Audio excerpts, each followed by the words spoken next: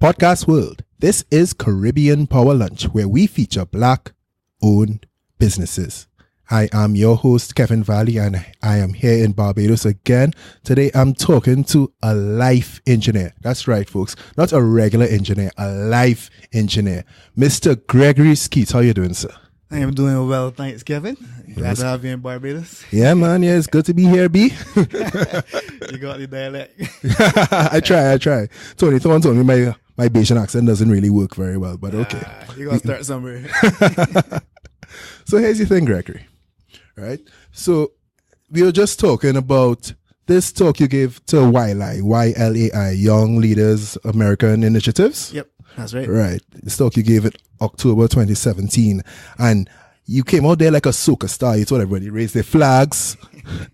You played some soca. I think everybody stood up, they danced and everything. And you gave one of the most energetic presentations I've ever seen in my life, right? I mean, I was watching it on my friend's couch and I was standing up, I was shaking a little bit. But then I also come to learn that when you were a child and you had to give us, say a prayer in church, 2 lines. By the second line, you froze. So how did you engineer your life to the point where you could go from that shy little boy to rocking the mic at YLAI? Wow, that definitely was quite a story.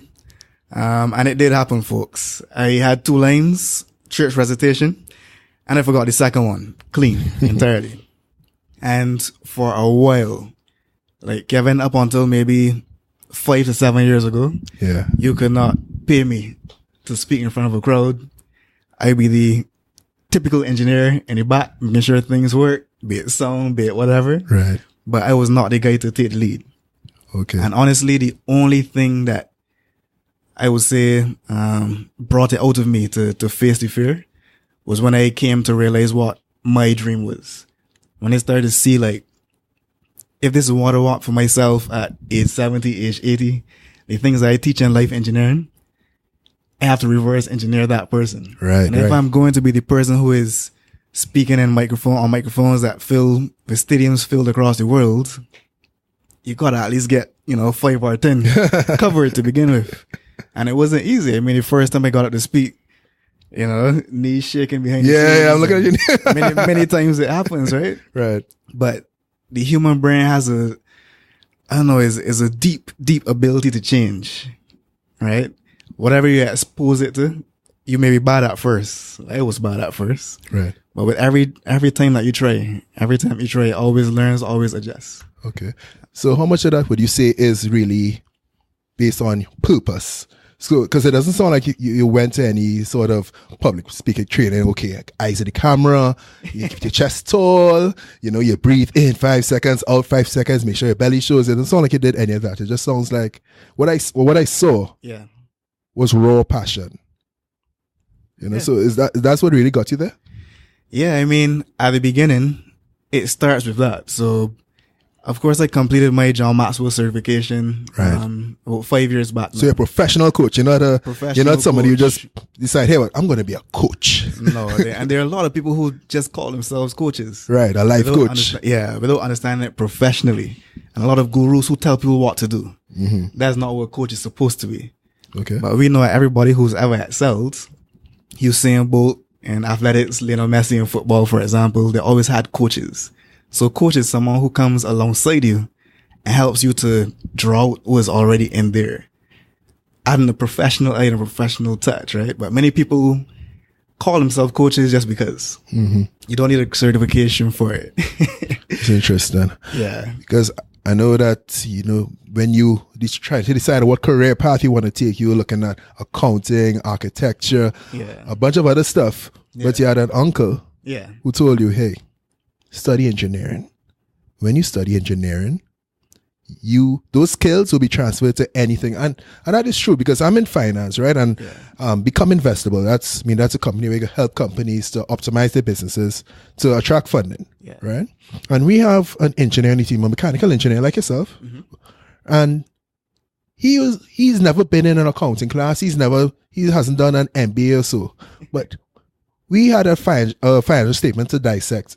And he was like, but KV, this thing ain't making sense. Why, how the profit could be this if the revenue is this? And he's just breaking it down like that. And I know people, I'm not going to call their names. I know people who have studied accounting and stuff, and they weren't able to give me that level of analysis just by glancing at financial statements. So it's really interesting how the engineering brain thinks or is trained to think. Yeah. So can you just break that down for me? Because I see also in your lessons, there's also an engineering vibe to it.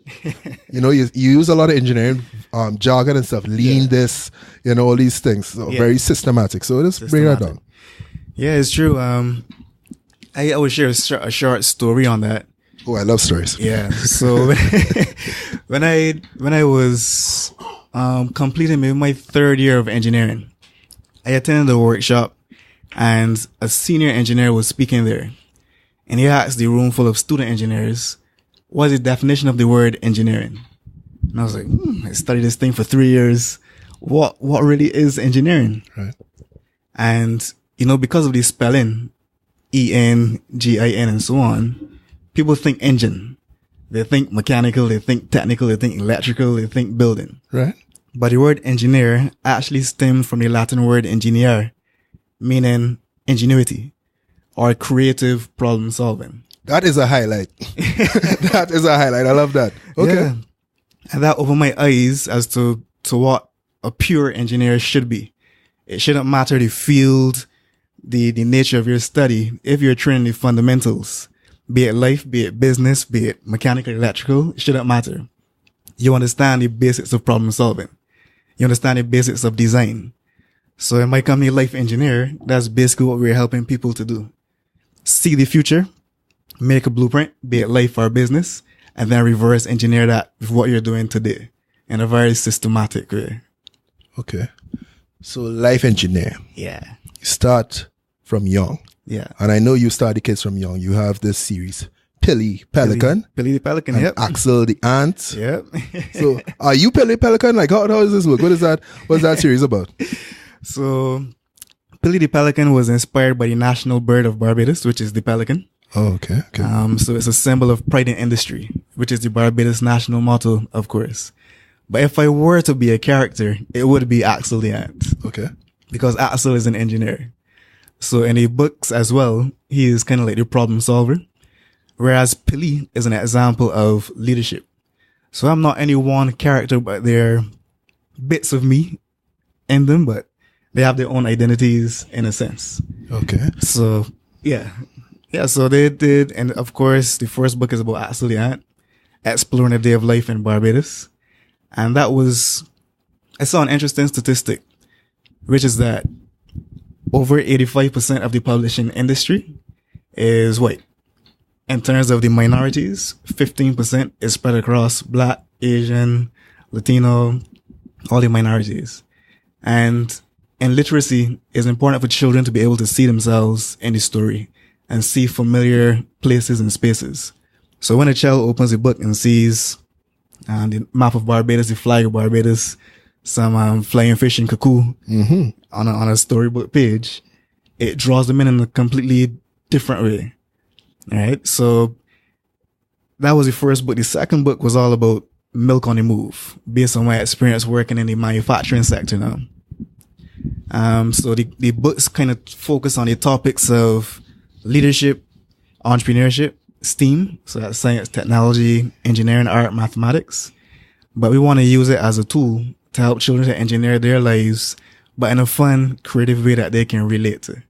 So Life Engineer is more adult and corporate focused, whereas Play the Pelican is kids, fun, entertainment, family oriented. I see you got a lot of support for Pelican from out of government agencies, the OECS, was it? Well, that was the U.S. Embassy. Right. Right, the U.S. Embassy, right? Yeah. Okay. To bridge down Eastern Caribbean and OECS. They joined our national project where we're helping children to dream 50 years ahead. So imagining Barbados 2066 from 2016. So if you're 10 years old now, you're going to retire at age 60 or age 70, 50 to 60 years. What are you doing in that space of time to shape the country that we want to see? Lovely. Okay. So now let's talk to the adults, right? Yeah. So let's say you're, I don't know, 31, 32, and you want to retire at 35. Yep. How do I do that? There are many, many, many ways. Of course, and that's where there's room to get creative. Because firstly, if you break down your problem, it is a mathematical equation. Your retirement is not based on anything else than having enough financial resources. So the question is, what can you do from your resources, your abilities, to engineer a way to maybe earn, I don't know, let's say 30 million US right. over the course of 3 years. Nice. It may be, I don't know, 10 million $1 products every year. It may be one $10 million product per year. Who knows? But you do that assessment, that analysis. This is where I am. This is where I want to be. How can we creatively problem solve in this instance? So it's always a nice systematic engineering, ingenuous fashion. Okay. Because I don't like fluff. Right. So, just go passion, just follow your heart, just follow your dreams. Like, there's room for that. You have to be passionate, you have to believe. But I mean, I almost learned the hard way. Like, I'm very passionate about developing children with Pelican. But when the production costs hit you, when there's demand, when you got to ship across countries, when you got to deliver, when you need fuel, when you got to pay employees, passion doesn't pay employees. Right. And you need to be able to pay them, that you can build your team, that you can serve your customers. And it has to be a synergy working together, the passion and the practicality. How many employees do you have? So we primarily use a range of freelancers. So keeping the operation lean at this stage. Right. Using a project-oriented approach. So you hire on a project basis as required. So if it's a peak time, it could go up to 8 to 12. If it's a lower period based on what's happening, could be 2 to 4. Is that like just-in-time management, the GIT thing? Yeah. See, I'm trying to use a little engineering jargon. I'm trying to keep up. Just in time, yeah. So you try to apply things that you learned in industrial engineering in your own business. Okay. I have other businesses to do it as well. Makes sense. So John Maxwell coaching certification. Yeah. How you discover that? Why you wanted to do that? Like what made you decide, hey, what's going on? I want to go and teach other people all these principles, all these engineering principles to apply to their lives to make it better. So I first discovered John Maxwell when I discovered my own weaknesses and inefficiencies in leadership. You inefficient? Oh, yeah, for sure, boy, Kevin. Because you go all the way through university, you got this mechanical engineering degree, heat and power generation, HVAC, thermodynamics, fluid dynamics, all these things. And then you're put into a factory setting. And then in a couple of months, you have a team of employees to manage.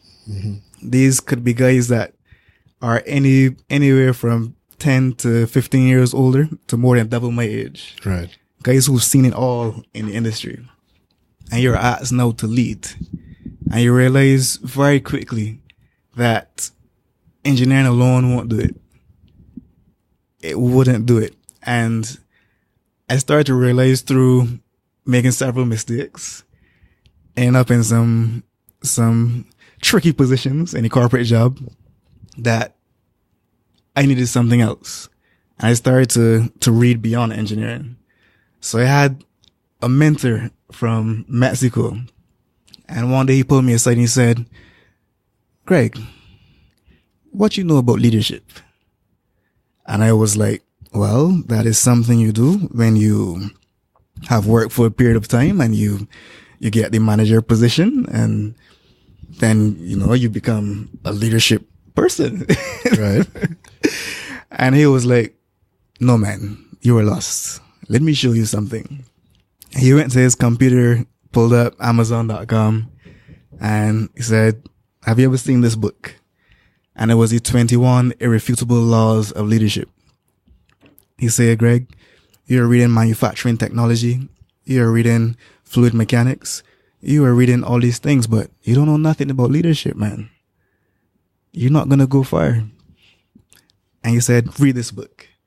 And I started there that was my first John Maxwell book. And I liked it because it was based on law and principle.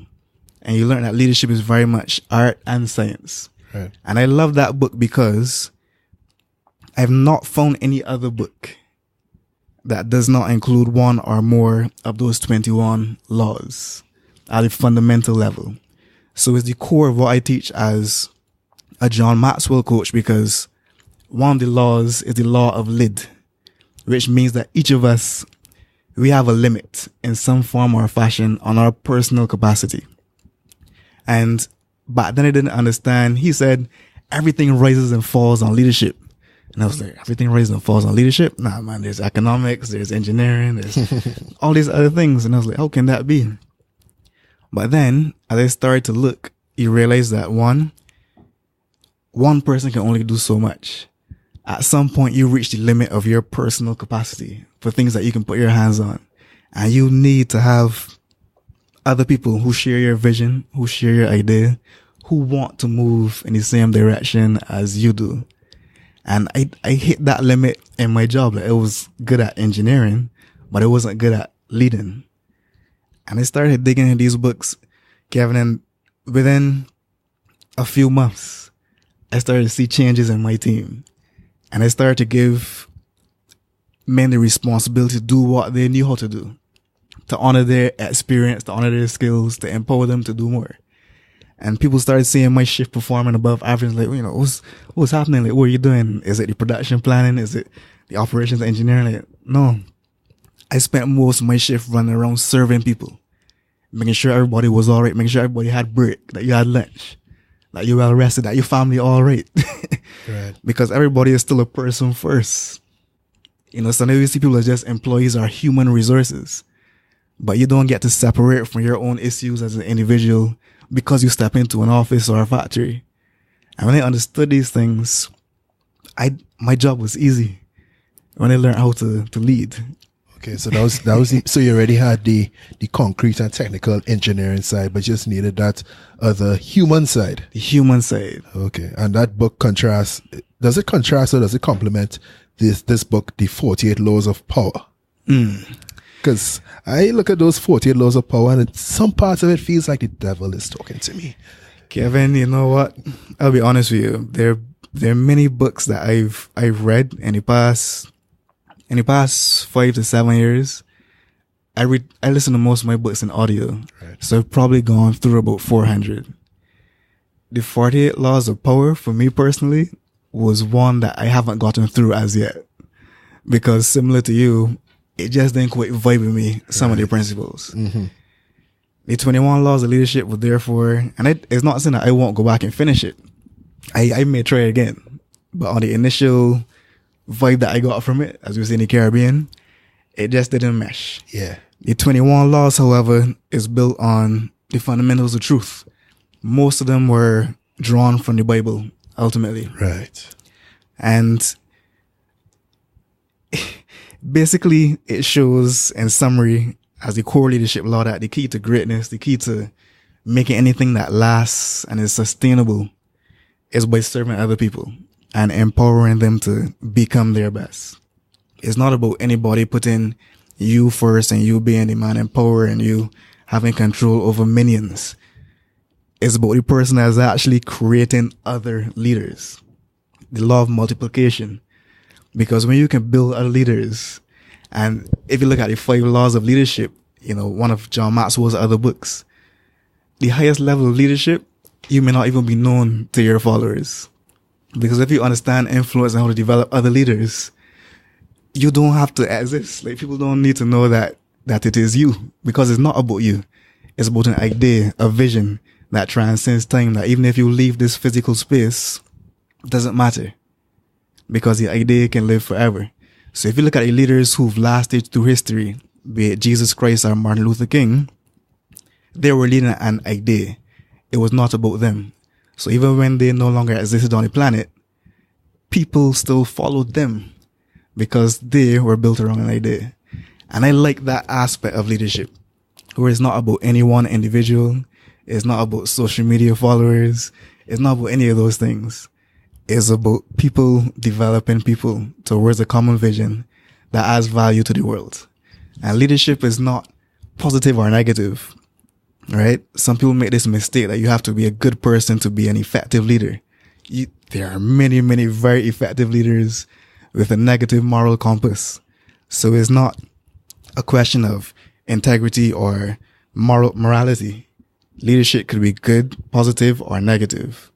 However, the principles more or less remain the same. And we need people who are positive, that understand the principles, that we can counter the negative, which naturally tends to rise. So it's about ingenuity, a positive impact. Yeah.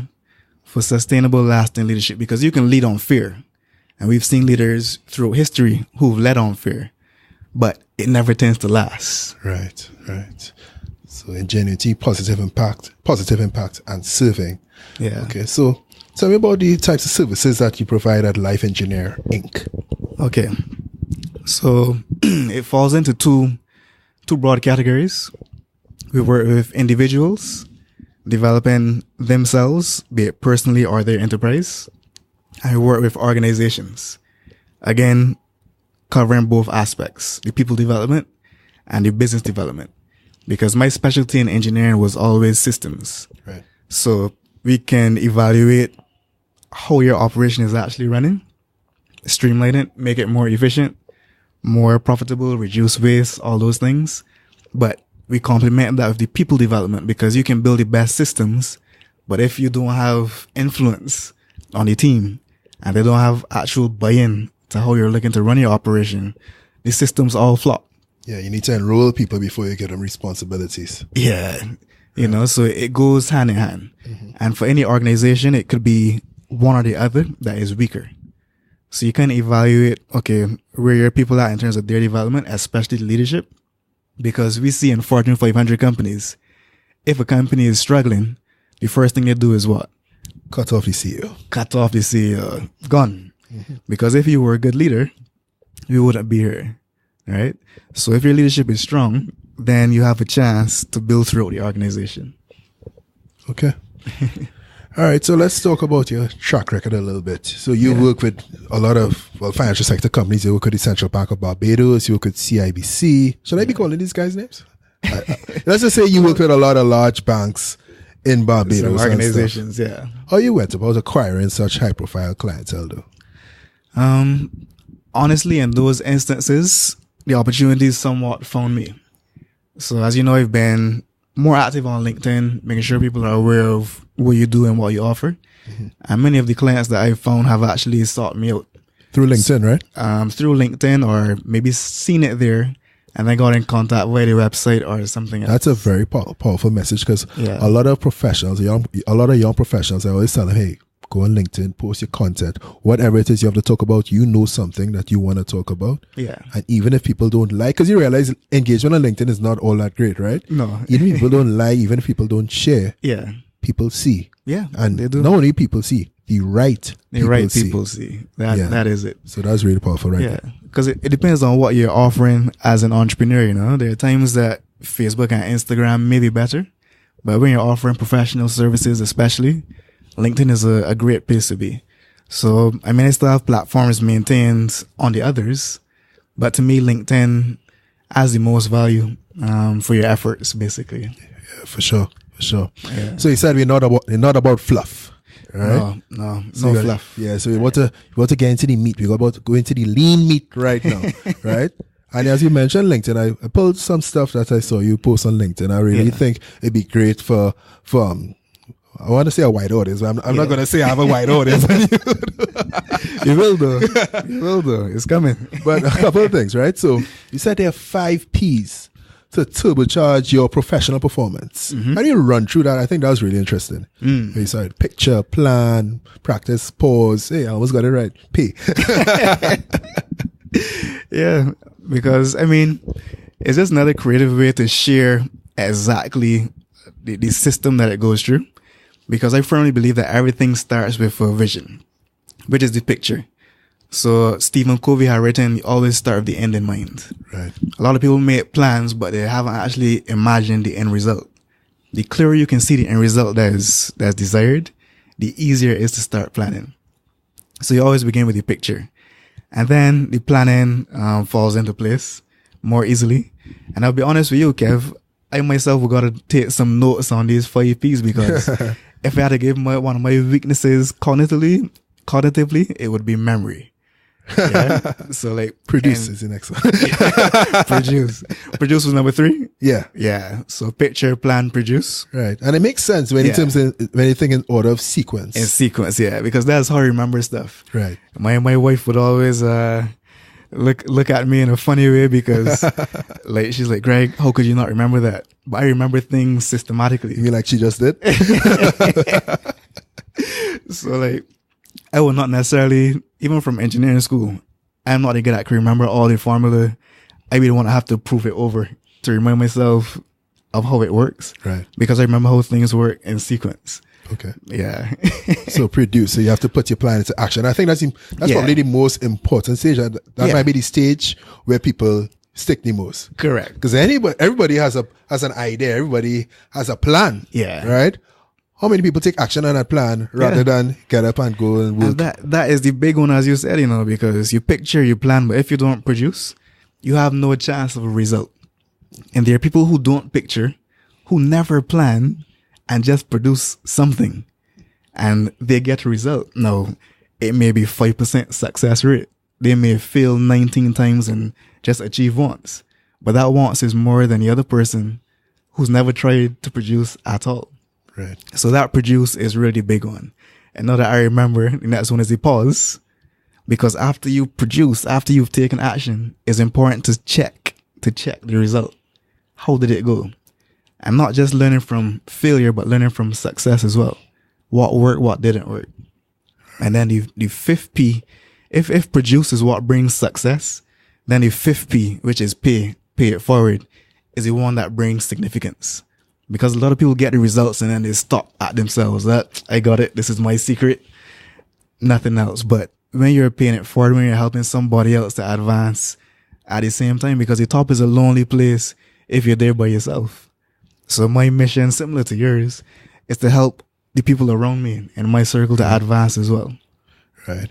But how do we get people to say, hey, let me pay it forward? Because a lot of people think of success as a zero-sum game. Yeah. Where, okay, I win, you lose. Yeah. Nobody else can win out here. Yeah. Right? How do you get to change that mindset? You see, it's not a straightforward thing. Right. There are a couple of things I would say. Like, there are 2 ways to have the tallest building around town. One is to walk around detonating everybody else's and crushing everything around you until yours is the last standing. Or you build up the entire community. And you will find that as you do that, you would always be protected. Because when you help other people advance their buildings as well, you always get in some form in return. Right. And it doesn't even matter if your building goes 10 feet tall and the people you help go 15 and 20 feet tall, as long as you wanted a 10-foot tall building. If you then want a 100-foot building, then you work on how you work out yourself. But we like to compare relative to others. And right. I think the key is to not do that. To have the battle purely on the inside. Because especially in entrepreneurship, it doesn't make any sense. We all start with different amounts of resources. We start from different places. So who is more successful? The man that has $1 million and started with $1 less, or the man that started with 10 and ended up with 100? I like people that can start with 10 and make 100 and move 10 times forward, as opposed to the person that just increased 0.0001% and say, I'm a big success because of this result.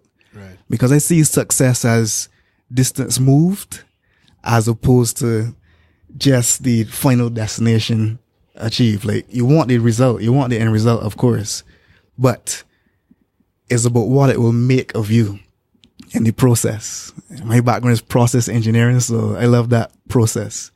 And the second thing I would say is that a lot of this approach to success is modern day.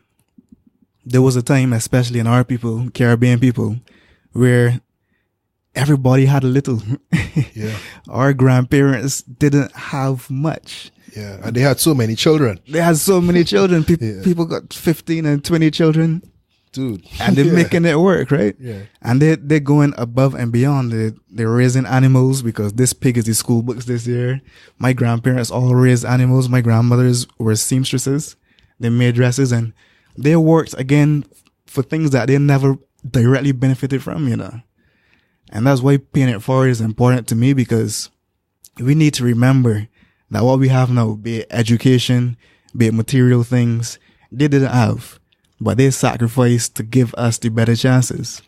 And it's important for us to continue that, not just say, we make it, we got the big house, we got the Mercedes Benz and big rides, but that we can pay it forward for the generations to come, that we do it in a systematic foundation way, you know? Yeah, I like how you think generationally about that. Yeah. So I'm new here. Yeah. What is the entrepreneurship environment like in Barbados? I think there's a lot of interest in entrepreneurship at the moment. I think it's for a number of reasons. One, you know, that Barbados is going through some economic challenges at the moment, and some people are being forced into entrepreneurship. That is one way that people enter it. Others still have been working in jobs that is not necessarily satisfying to them, and they know that they're capable of more. And I think more younger people, especially in our demographic, are stepping out to take a chance on entrepreneurship. So I would say it's very vibrant. There's a lot of interest, and the key is really helping people to understand the fundamentals of entrepreneurship. Because I myself would admit, I started my companies largely based on passion. So I knew this was my purpose, this was my dream. And then within a year, you realize that I don't know what I'm doing. Yeah. The numbers aren't adding up. Right. This isn't making any sense. Like, because I started while being full-time employed. And when you're full-time employed, it masks some of the weaknesses in your entrepreneurial game. Right. So you're doing stuff, you're out there, but you're not depending on your entrepreneurial efforts working month in, month out. That you can feed yourself, take care of your family, honor your responsibilities. So I think where to that place where the interest in entrepreneurship is there, but we need to get people to understand the pure fundamentals of it.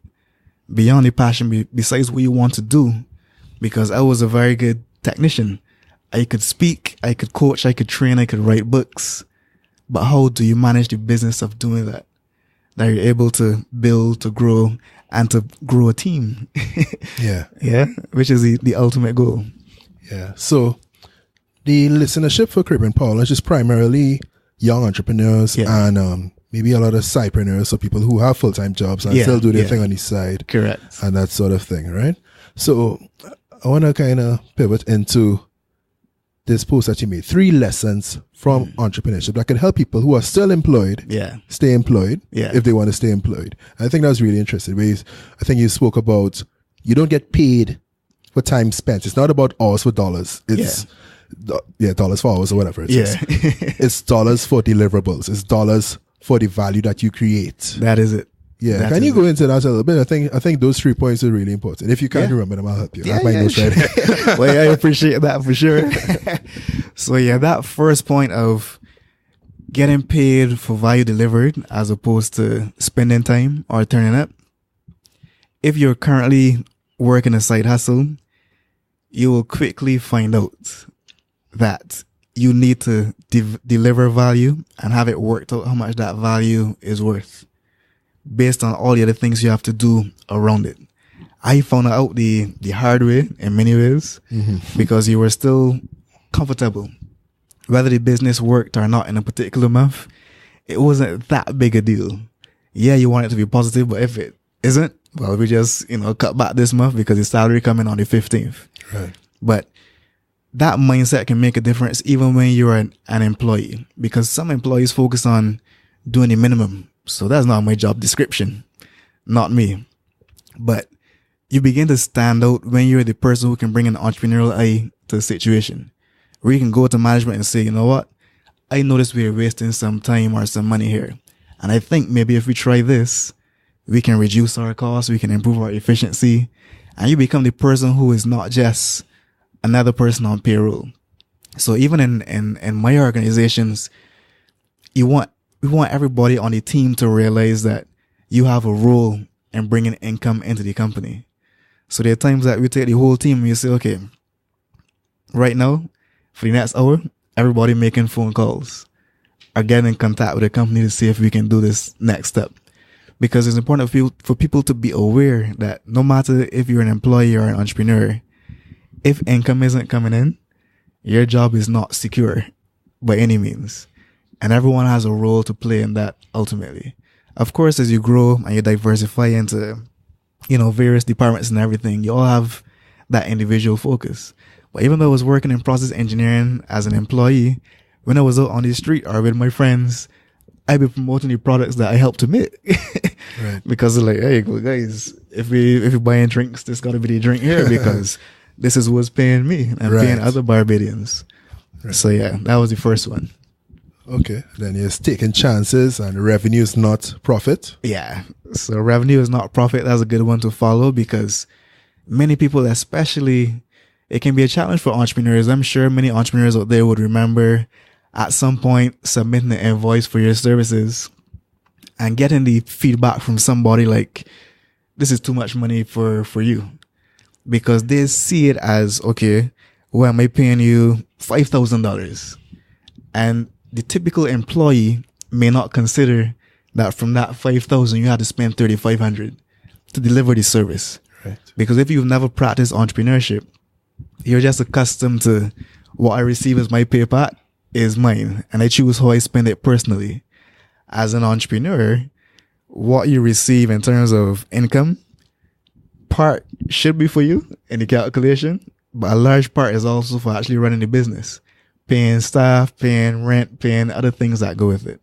So it's important for employees to realize, even if you're working, in a company now in another organization, that although it may seem that the company is, getting good sales and making good money, it may not always be the case if the expenses are higher. Yeah. Yeah. All right. And then the last one was taking chances. Right. So, of course, in entrepreneurship, you have no choice but to take a chance. And I'll be honest with you, Kevin, I'm not really a risky person. Like, I can't say that I crave risk, and I can't say that I'm necessarily comfortable with it either. But you seem like you calculate those risks. Yeah. Then you decide to take those risks. If you see that the upside is worth the risk. That's what it sounds like to me. It doesn't sound like a wild man to me. No, not a very wild man.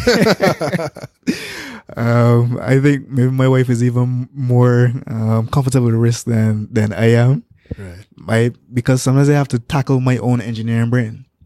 Like, when you're training engineering, you're very strong on knowing all the numbers and the probability and the tolerance and all these things. So, like, in my mind, when I look at a situation, it's not as easy as like just saying, okay, sometimes you feel like if you knew less, it might be easier to take certain steps. However, as you mentioned, by calculating risk or having a good idea of what you can see the probability of success is, and sometimes not even that, sometimes just knowing that this particular thing aligns with the vision of where you want to go. So some things that I risk and try, I'm not necessarily sure that has a high percentage of success, but it seems like the next best step I can take to move me towards the vision that I see for myself and my organizations. So you take chances, even though it may not be financially feasible, but you're sure that by taking this step, it will put me in a position to take the next one. Because even if the project doesn't work, you at least get the lesson from it and you know how to move next time, you know how to operate it next time. Exactly. And that was a key thing. Like when I left my job, I wasn't sure it was the right time either. For those listeners who may be considering, okay, when should I take this step? When should I do it? I'm in a position where my dream is to be a professional coach, trainer, and speaker. But if you're getting bookings to go and speak and you can't leave because you have to honor your commitment, and that's important, folks, honor your commitment. Even though you may want to grow your own business, honor where you are today. Do your job where you are today. The time will come when you can take the step if you do it well where you are now. And in taking that step, for me, it wasn't easy. I stressed about it for a while, but you always get signs when you're supposed to make a move. And I got some very clear signs around that time. And I knew in hindsight that although it may not have made sense financially, it was the best time. So like I can help clients now to be in a better place financially, mentally, spiritually before taking the step. But when I did it, I can't say I had it in place for me. And it made things harder. But at the same time, having taken the step is like you're behind the wall and you're wondering what's on the horizon, what's around the corner. But you can only imagine based on what it sounds like, based on what you heard somebody come up from around the corner and say. But until you take the step and just peep around it, you might see, hey, it's not so bad. And you might see what's better, another way that you can take another step to move forward. But until you look, you'll just be guessing. Wow. Okay. Wow. I mean, that sounds like a place I want to wrap. But I have another question, but damn. All right. So let's say somebody, they want to think like that, right? They want to think like an engineer, but they studied some other subject like finance or something, right? Just arbitrary, right? Yeah. How does that person get around to thinking like a life engineer? Well, one good way is hiring a coach. Could be me, or it could be somebody else who has. What do you mean? It could be somebody else. Be yourself. But no, I believe in abundance, Kevin, and I feel like there's more than enough people, for all the coaches out there to have work. So like, I always find the clients who are for me, and the people who want to work with me, they seek me out, and so I don't worry about it at all, right? But engineering, like anything else, is something that is learnable. The good thing about having coaches and mentors is that they can accelerate the learning process for you. So you could go online and read the fundamentals of engineering on Google or watch YouTube or anything. But when somebody who is trained in it comes alongside you, it accelerates the process. So, like I said earlier, every coach needs a coach. So like, even when I was speaking about Usain Bolt or Lionel Messi, they're like the top of their class when they're at their peak and at their prime, but they still have coaches. Why is that? And the reason is you cannot be in the game and analyze yourself at the same time. It is impossible. So if you're a cricketer, you can't be completely focused on the net delivery and thinking about my form on that last defensive stroke. You need the coach to pull up the videos and say, hey, step further forward or get further back.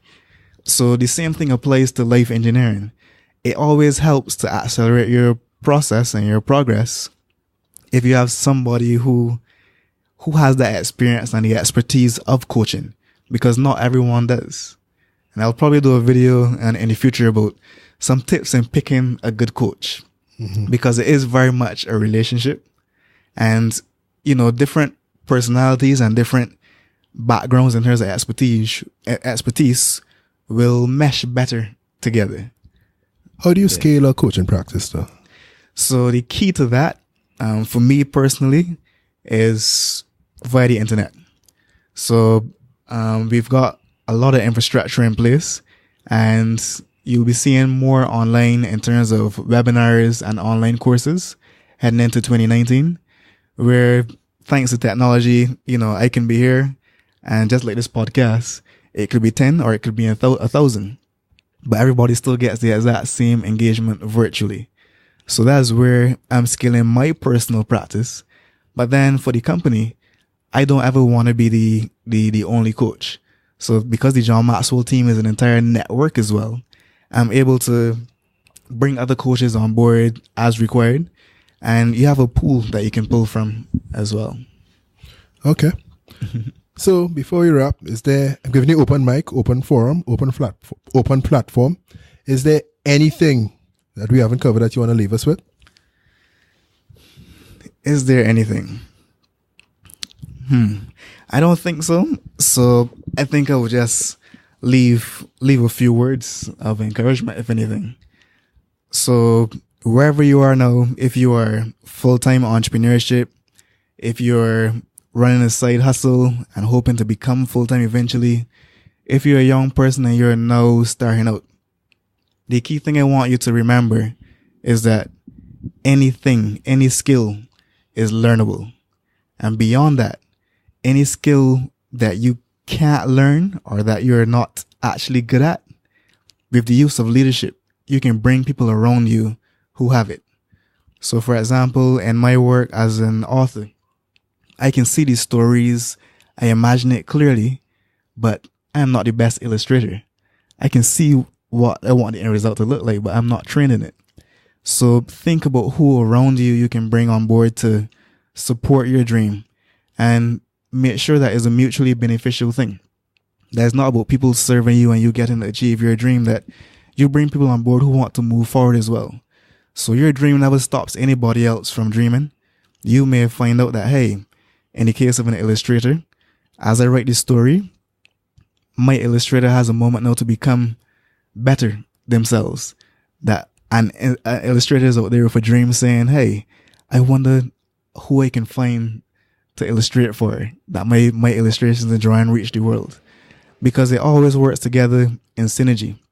Just like Kevin and I are here chatting, Caribbean Power Lunch. I like to dream big, so I imagine Caribbean Power Lunch being, million subscriber podcasts all across the world. Of course, it started in Caribbean, but right after you post it. Not yet, but someday soon. And what else I'll do for those who may want to connect with me, maybe get into a session, I'm going to do some free ones at the start of 2019 online, so that wherever you are, you can come have a session with Life Engineer Inc. See if it's the right fit. See if you feel better, stronger, more powerful by being a part of our online webinars. And I'll leave the link with Kevin that you can subscribe, register, and let us help you to engineer your life and engineer your enterprise. Hey, that's very generous, man. Thanks a lot. Podcast world, there you have it. Life Engineering with Gregory Skeete. Subscribe to Caribbean Power Lunch at caribbeanpowerlunch.com/subscribe. Check us out on Castbox, Apple Podcasts, Stitcher, wherever you get your podcasts. And with that, thanks, Greg. Appreciate it. Glad to be here. Podcast world, Barbados, we are out.